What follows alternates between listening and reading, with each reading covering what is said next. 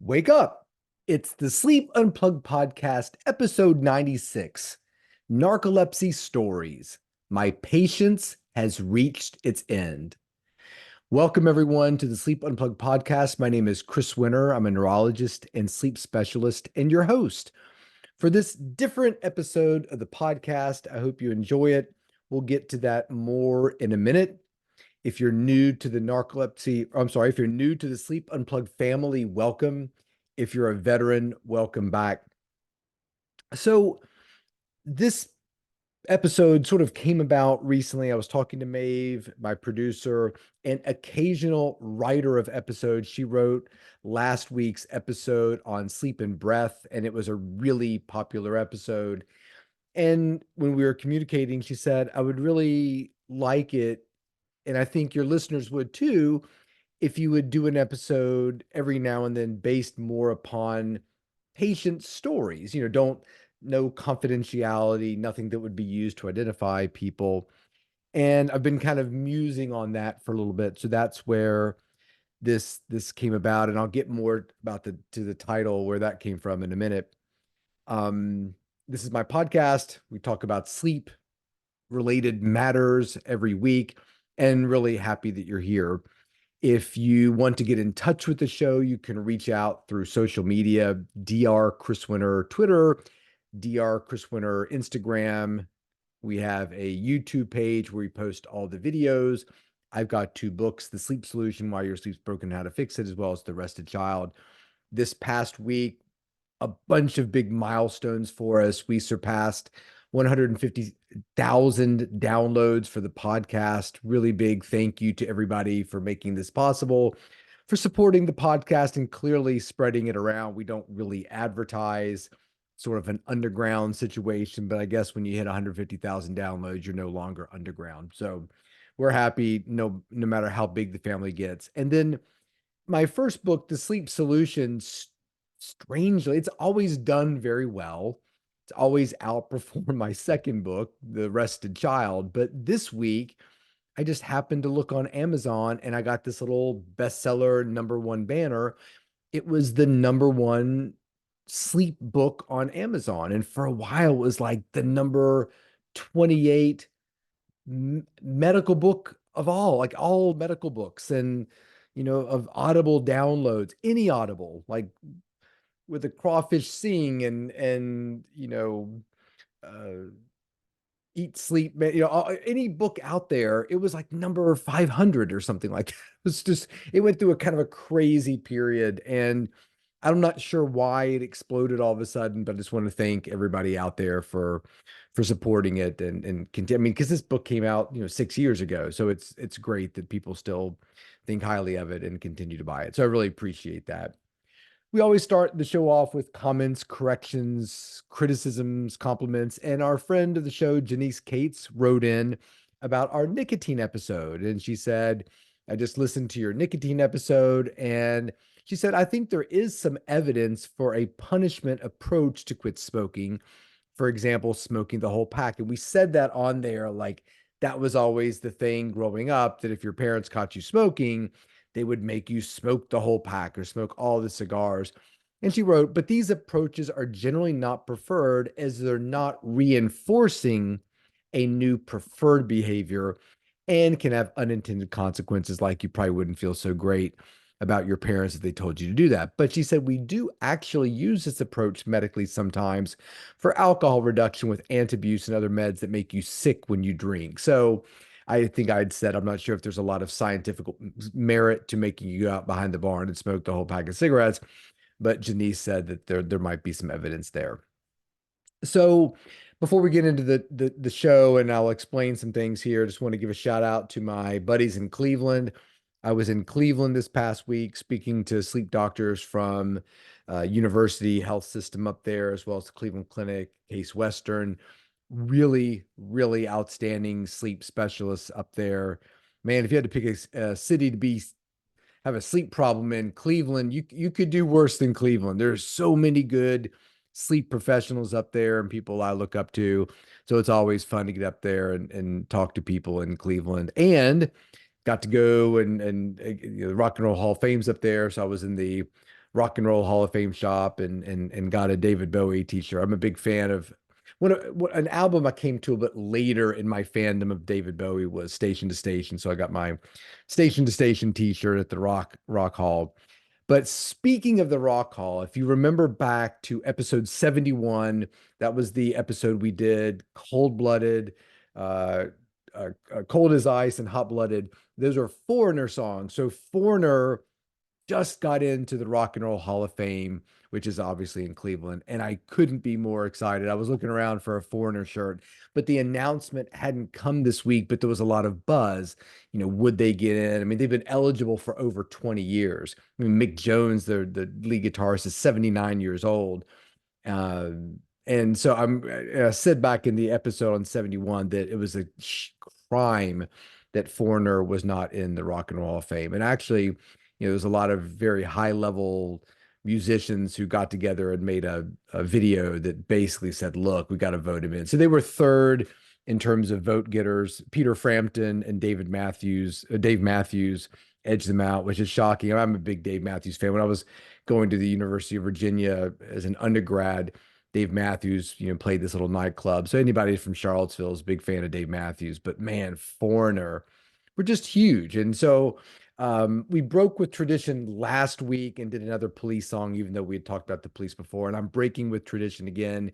The title of today's podcast, the subtitle, My Patience Has Reached Its End, is from the Foreigner song Blue Morning, Blue Day, off their second album, Hot-Blooded, and I'm sorry, second album, Double Vision. And I'm just really, really excited those guys are in there. And I think this is a doubly appropriate song because the Blue Morning, Blue Day starts off with the line, out on the street, it's 6 a.m., another sleepless night. So giving a big salute to Foreigner. They're in the Rock Hall. Now, if we can just get Boston in the Hall of Fame, that would be great. And we've talked about this a lot more in the first season. We don't have guests on the podcast, but we have people who are invited. And so far, that list stands at 5. Jada, Brad Pitt, Celine Dion, Huey Lewis, and the UVA basketball player Kie Clark. But I'm going to throw in there Mick Jones and Lou Gramm, a Foreigner. So we now have 7 invited guests to the podcast. I'm guessing we're never going to have any of these people on the podcast, but any of those individuals, if you're listening, you have an open invitation to be on any episode of the podcast you want. And, Mick Jones is 79 years old. One of the frustrations about him not getting into the Hall of Fame is that these guys are getting older. I mean, Lou Gramm had a pretty significant brain tumor he dealt with, and Mick Jones was just recently diagnosed with Parkinson's disease. So we wish Mick and Lou the best in terms of their health and their ability to make amazing music. So this episode of the podcast, I've been thinking about a lot. And it's really a convergence of a lot of patient stories and little things that have happened in and around my treatment of the condition of narcolepsy. And so if you're a listener of the podcast, we have done several episodes related to narcolepsy. We've done episodes related to the treatments of narcolepsy. We've done episodes about what narcolepsy is. We talked about narcolepsy being the rare disorder that isn't. Episode 39 was about the different treatments for narcolepsy. So narcolepsy is very near and dear to my heart. These patients, to me, are one of the biggest reasons why I like to see patients in clinic. It's not easy to be a doctor these days. It's not easy to have a clinic, but my narcolepsy patients really, really keep me going. And so there were just several things that kind of happened that were sort of they weren't really connected, but I thought, man, if we could kind of thread these things together, I think they would make a really interesting podcast. And so I'll divide them up into little sections. The first section, the first little subheading was a patient of mine that I was talking to him during our visit every 4 months. And he's on a couple controlled substances for narcolepsy, the sleepiness and cataplexy that goes along with it. Most medications for the condition narcolepsy are controlled substances. except for one, Wakix pitolisant, which we've talked about before. And when we were talking about, okay, well, how are the medications working for you? Any side effects from them? Are they keeping you awake? How's work? How's your social life? How are things going? The standard stuff you talk about during a medical follow-up or, a narcolepsy follow-up. And he had me laughing so hard because he was talking about how he has to behave in and around the refilling of his medications. And I said, what do you mean by that? He said, well, when I go to the pharmacy, I've got to be really cool because if they don't have it in stock or they tell me it's in stock and I get there and it's not, or they say, oh, yeah, we forgot to order it, I have to be really cool because if I'm not, they're definitely going to think I'm some sort of crazy drug seeking sort of individual. And, I was kind of laughing at the situation and thought, okay, that's funny, but that's probably not real. Or you're being a little bit, dramatic about it. No, no. In fact, I was talking to a patient not too long after that who said, yeah, not only does the pharmacist, kind of give me this sort of stink eye look when I show up to refill my medications, but at one point, she said, this sort of pharmacy tech person said to one of my patients who lives in Virginia Beach. So I practice in the Commonwealth of Virginia. Virginia Beach is a city in Virginia. It's several hours away from Charlottesville, where my physical office is, but we do mainly telehealth visits and have since COVID. Virginia is a wonderful state for that. And the pharmacy tech said something like, now, wait a minute. Why are you seeing a doctor in Charlottesville, Virginia for your narcolepsy medications when you live? Almost like she was figuring out this elaborate scheme. Excuse me. And the patient was like, what do you care about where I go? She said, I want to see this particular narcolepsy specialist, and he happens to be in Charlottesville. Sometimes I drive there, sometimes I see him via telehealth, and there's absolutely nothing wrong with that.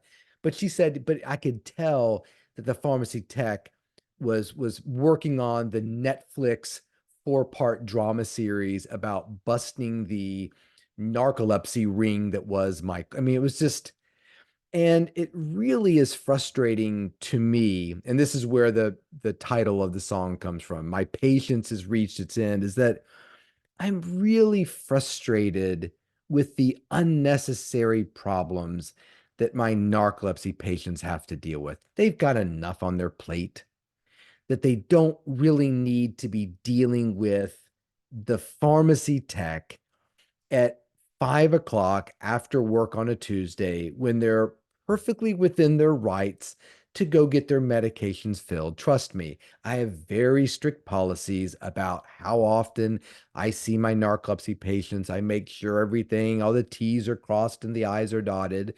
And so pharmacy tech, you got nothing to worry about. How about you just greet my patient with a smile like any other patient who's refilling Lipitor or atenolol or lisinopril, and just move on with your day and stop trying to make them feel like they're doing something wrong or that they're dirty for doing it or whatever the situation is. And so that really leads to my second heading, which is the idea that these medications, for the most part, are scheduled drugs.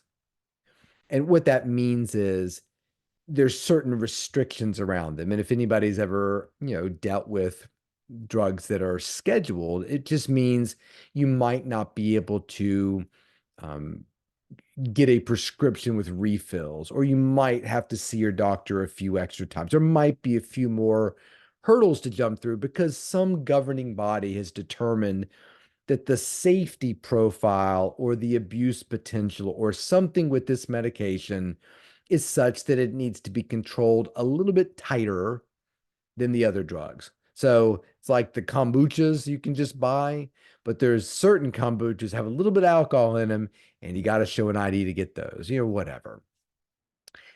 And I have no problem with that. I think that governing bodies can do what they want. But the problem comes with the stigma that sometimes gets attached to them. So, listen, I've been in clinical practice since 2004. That's 20 years. If you want to have a conversation with all the difficulties that I've encountered with scheduled drugs for narcolepsy patients, it's going to be an incredibly short conversation. Because the fact of the matter is, my patients are not getting addicted to these drugs, number one. They are as addicted to their drugs as I am these, which are my reading glasses. So when I read a menu close up or some fine print on the back of some packaging, I can't see it because my eyeballs are not the right shape, right? So I've got glasses for far away and contacts for far away and readers for close up. I'm not addicted to them, but I can't see and function properly without them. In other words, if you said, look, Chris, you're not allowed to wear your glasses for a week, I'm not withdrawing from my readers. I'm just frustrated that everything's blurry and it's harder for me to live my life. In fact, I really don't like glasses, kind of hate them. I have since third grade, since I started wearing them. And for people who don't know, if you really sit down with individuals who have narcolepsy and talk to them about their feelings around their medications. In general, and I want to make a disclaimer here, I don't have narcolepsy and I treat a bunch of people with narcolepsy, but that doesn't make me necessarily expert on the condition. But I talk to my narcolepsy patients a lot. We're seeing each other 2, 3 times a year minimum. So we have a lot of time to fill. And I enjoy talking to my narcolepsy patients. They're interesting. They teach me a lot. One of the things they've taught me for years is they don't like their medications. They like what they do for them. I like being able to drive to work without falling asleep at stoplights. I like being able to sit down with a client and not fall asleep in front of them. I like that. That helps me out a lot in my life. But in terms of liking their medication, oh, I can't wait to get home and take my Adderall. No, that is not how these drugs work. And again, we have an open communication here. Dr. Chris Winter Twitter, Dr. Chris Winter Instagram, Dr. Chris Winter TikTok. If you're a patient out there with narcolepsy and you're like, well, no, no, no, no, that is not true at all, man. All I do is sit in my office and think about 1 o'clock p.m. when I get to take my 20 milligrams of short acting Adderall or my second 200 milligram modafinil pill. I love it. I mean, it's just in fact, there are studies with a lot of these medications where they, the pitolisant we were talking about earlier, where they've actually given them to people and people don't really care a lot about them.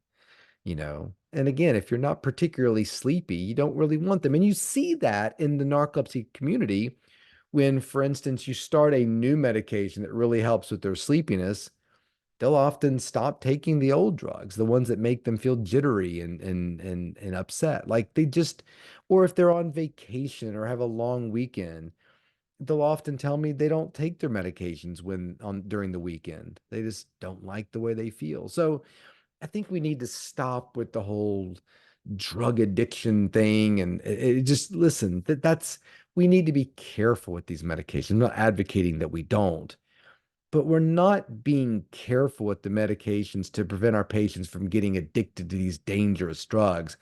It's not what's happening. If you go around and talk to people who treat narcolepsy, or better yet, you talk to a bunch of narcolepsy patients, that is not what's happening. I think it's also important to point out that even with all the amazing medications that we have for narcolepsy, we're not normalizing the majority of them, most likely. So the idea that your narcolepsy patient is going to do well on just one medication is not a real it's not real. In fact, the two things that really frustrate me when I go around and talk to other sleep specialists, one is the comment, well, we just don't have a lot of narcolepsy patients here in our clinic. Oh man. Talk about my patients reaching its end. That sentence drives me crazy because it's code for we don't look for them, or worse yet, we're failing to recognize them. There's a study that said about 1 in 20 people that walk into a sleep clinic have narcolepsy. It's the most common cause of excessive sleepiness outside of sleep apnea. So you're a guy or a woman who's been practicing sleep medicine for 13 years and you've got one narcolepsy patient in your clinic. There's an explanation for that. It's not a kind one. It's you're missing people. I mean, why do you think so many people are sleepy in your clinic? Just the sleep apnea? So it's very, very frustrating sometimes when there is this resistance. And we know, even within the sleep specialist community, there's often a resistance to recognize, diagnose, and treat narcolepsy, which is another huge frustration of mine. In fact, I was in Georgia at a sleep meeting, and I was speaking about narcolepsy. And at the end, I was like, I'll open up for questions. First question was, thanks for talking about that narcolepsy medication, Chris. Do you know how many people have died taking it? So, to be honest, I don't know the answer, but I can almost assure you it's extremely small because these drugs that are controlled substances often have programs associated with them that make them very meticulous information keepers. Registries are out there. And so, have there been people who have died who've taken narcolepsy? I'm sure there have, but the number is extremely small. And when you start looking at old drugs like Valium and Ativan and clonazepam, that I'm telling you get prescribed like crazy, I am certain that the number of deaths associated with those drugs is much higher. In fact, I looked it up many, many years ago when I did a lecture on narcolepsy because I was so frustrated by doctors' reluctance to help narcolepsy patients and prescribe the proper medications, that they would often cite safety concerns. Like this doctor, well, I don't want to kill anybody, and these are dangerous drugs, man. They're controlled substances, man. I think some of them have black box warnings. No, that's just ignorance, man. You haven't read the black box warning. You don't know about these medications. So fine, you're ignorant, but you're also being ignorant about drugs that you prescribe a lot. I mean, there are some primary care doctors where I practice that have absolutely no trouble writing for Clonopin to help somebody sleep at night, Ativan to help somebody sleep at night. I mean, these medications carry pretty significant risk if you look up deaths with when those medications are found in somebody's system. So I think we've got to elevate ourselves and challenge ourselves here that fear, when it's unfounded by information, is really just a bad look. And it has a consequence. And that consequence is when you shy away out of fear from treating a condition that you say on your door you're out there to treat, you really tend to hurt other people. And I've said before, that failure to treat is either because of your ignorance of the subject matter that you say you're a specialist in, or you're acting in a more paternalistic fashion where you're making decisions about your patients and their therapies without involving them in that. In other words, well, I had this one patient who took a drug one time and this thing happened that was bad. So I'm going to make sure that none of my patients get that drug. Well, that's not the way I mean, I've had, bad outcomes with every drug that I use for restless leg syndrome, narcolepsy. I've had bad outcomes with CPAPs for sleep apnea, you name it. I mean, sure, I can give you one thing. It's like pumpernickel, pastrami on pumpernickel sandwiches. I'm sure somebody out there has choked on one and died, but we continue to make pastrami on rice sandwiches. So anyway, I just think we have to be very careful about those kinds of things. And there's another story that I think was really enlightening to me. Was there's a fantastic narcolepsy advocate, Matt.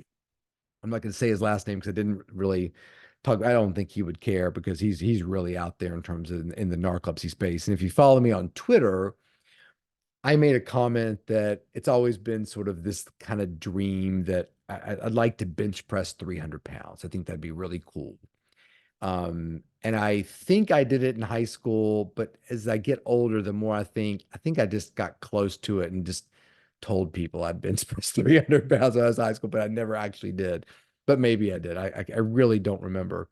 And maybe somebody was touching it with their fingers. I want a legitimate lift of 300. So I put that on Twitter one time, and Matt, this fantastic narcolepsy advocate who has narcolepsy himself, said, I'm going to do it with you. Would like to do that as well too. And he's big guy, big weightlifter guy. So we've been kind of back and forth. Hey, I hit 265, and Matt's like, man, I hit 270. And he's in the lead now. I think he just hit like 290 or maybe two. I think he might have hit just hit 295. And when I was watching him the first time he posted a video, I think it was like doing 270. It looks so easy to him. I mean, if you watch me, it kind of looks like somebody who's getting choked to death. Like their upper body is still because somebody's got their hands around their neck, and then their lower body and legs are just flailing all over the place. Like that's what it looks like when I'm trying to lift this weight. Matt, man, just sat there, this little Zen pose, locked it up, stretched it out, sat down, little pause, straight up, perfect lift, like Olympic level lift. And the first time he did one, I wrote him, I said, Matt, that looked really easy for you. I think you're holding back because you feel bad that we're in this competition, but there really is no competition because you're super strong and way stronger than I am. And he wrote me back and said, It's not an act, Chris. I'm not holding back. Think about the way you lift. And you got your, you know, I like to listen to the cult, love removal machine. Like that's a jam for lifting some weight. I've got that blaring in my ears and you're getting fired up. You can do it, and then you do it, you try to get yourself psyched up. It's like, Chris, because of cataplexy, when cataplexy is that sudden loss of muscle tone when narcolepsy patients get excited. And we've talked about that in our narcolepsy episodes, the rare disorder that isn't. That was episode 26. He said, I can't get excited to lift. I have to be super relaxed, super calm, and I can't really lift and get to that part where you're like, oh my God, I might not be able to get it up. I might be stuck here. Like this might be a failed lift because when I panic or I freak out, I lose muscle tone. So I can't push it. I can't, like today, I actually went in and was lifting and tried to hit 290. I'm at 285 right now. I tried to hit 290 and didn't really even come close. It just wasn't a great day. And so got it, 2 inches up, like, I can't do this, and just dropped it right back down. He's like, I can't do that. He said, I'll just drop it right on my chest. So when I fail, I can ease it, down to the little things that protect me. He's like, I don't have that ability to do that.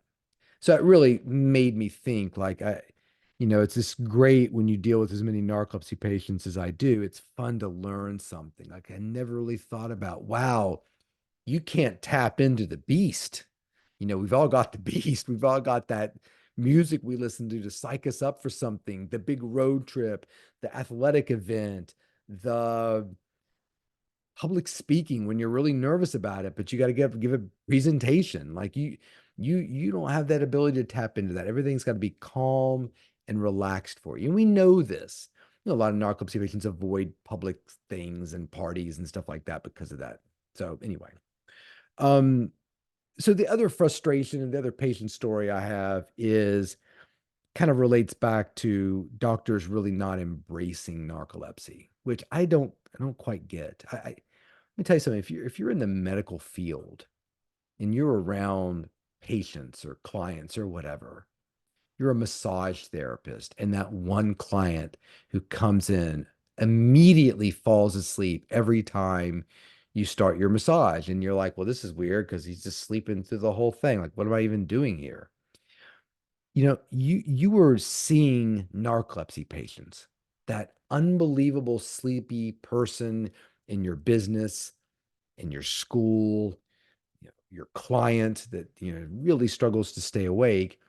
And it's sad to me that more clinicians within the field of medicine don't embrace narcolepsy because it's such a fulfilling and rewarding thing to go on that journey with a patient, to have that privilege, to work as a team to try to figure out which of these medications are going to work best for you.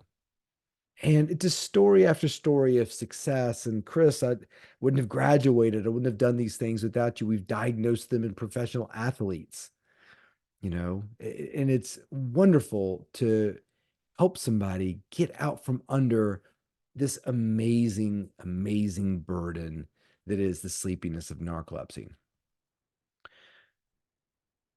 My next to last frustration is I've talked to a lot of patients who through the years have been told wildly inappropriate things about their narcolepsy. You can't have a job. You can't, drive a car, which you can drive a car if you have narcolepsy in most places. You may not be able to get a commercial driver's license and you can't fly a plane, but you can drive a car. In fact, I would be much more confident about being driven around by my treated narcolepsy patients than the unbelievable number of people out there with things like sleep apnea or shift workers that are not treated properly. I also had a patient tell me one time when we were talking, she just kind of casually mentioned, but I can't have kids. And I was like, oh, I'm sorry that you can't have kids. Why can you not have kids? She goes, well, I mean, I can have them, but I really can't because of the narcolepsy.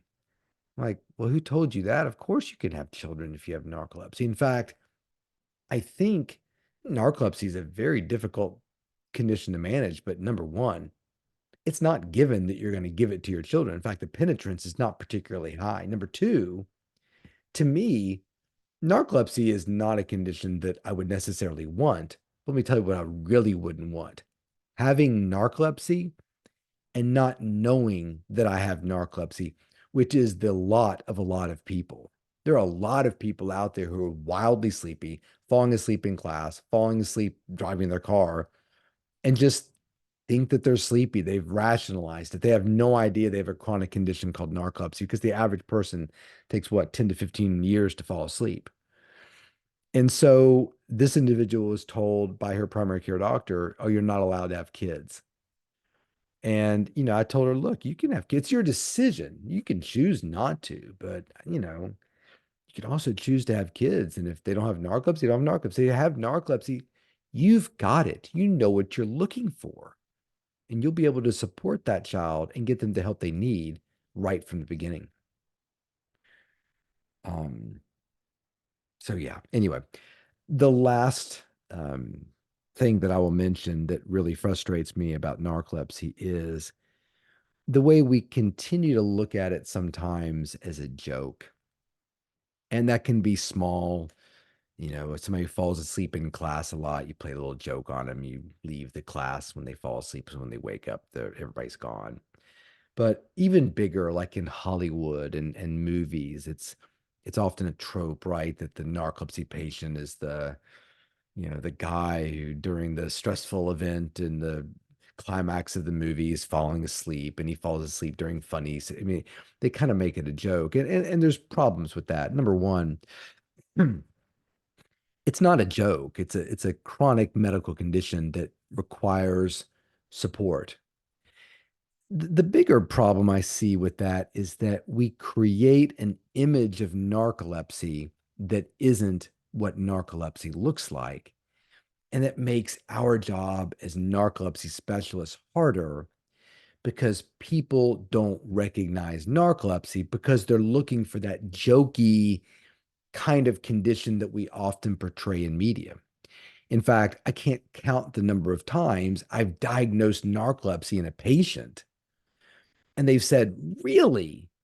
Wow, because I thought narcolepsy was that thing when you fall asleep and it's really funny. When you're cooking pasta, you just fall asleep and your face falls in the noodles. What just they've got this kind of bizarre, no. It's just an individual who seems to be sleepy at inappropriate times, who doesn't seem to have complete control of their wakefulness during the day and often has periods of falling asleep. So I hope that if you're listening to this episode and you have narcolepsy, you understand there's a lot of doctors, and there's a bunch of them in Cleveland, that really support you. And if you're not with one of those doctors right now, you're with a doctor that's basically giving you 10 milligrams of Adderall and doesn't seem to be able to muster up any other solutions for you, that you understand that there are other doctors out there that you can see that will take your condition seriously and can't promise to normalize your ability to be awake, because I don't think we're successful at that all that much, but we will really work hard to improve it. So you might not be quite as awake as the people in your art history class, but you're going to get a lot closer to that state with those doctors than you are the doctor who's treating you right now. I don't want somebody who tolerates narcolepsy treating my patients. I want somebody who embraces it, who understands it, not only understands the pathophysiology of the condition, but the way the modern sleep specialist treats narcolepsy. That's really important to me. So I hope that if you have it, you find that person. I hope that if you're somebody who is excessively sleepy, struggles to stay awake, you've been diagnosed as having depression, you've been diagnosed with delayed sleep phase syndrome, all this stuff, but you're like, nothing works. I am so debilitatingly sleepy. I don't know what to do. Find a narcolepsy specialist who really knows what she's doing and talk to her about it, because they are out there. There's a whole narcolepsy network out there of people who can help you find that person. And my final hope is that if you're somebody who doesn't have narcolepsy and you're not sleepy, but you know people who are, you will help to be that individual who says, look, can I talk to you a little bit? And you go off and have lunch somewhere. Look, I see you falling asleep all the time. Is everything okay? And they say, well, yeah, I don't know. I've always been this way. I get plenty of sleep, but I still fall asleep. Well, listen, I heard a podcast about narcolepsy. Have you ever thought about that? Do you think maybe that's something you could have? Like, for a lot of people out there, it's never been brought to their attention that they might have narcolepsy. Spoken to a lot of school nurses and really tried to plant that seed with them. Hey, these kids that are falling asleep all over the place, consider this diagnosis before allow teachers to jump to the conclusion that they're just staying up too late on their phones. So if you're a narcolepsy patient, we support you. And if you're somebody who's excessively sleepy, we support you as well too. So that's it. If you want to tell your narcolepsy stories because you have them or you know somebody who has them, Dr. Chris Winter, Twitter, Dr. Chris Winter, Instagram. My books, The Sleep Solution and The Rested Child, both feature narcolepsy heavily in them. And you can find our videos on the YouTube page. And congratulations to Foreigner. We will put Blue Morning, Blue Day on the Spotify Sleep Unplugged playlist. And until next week, sleep well.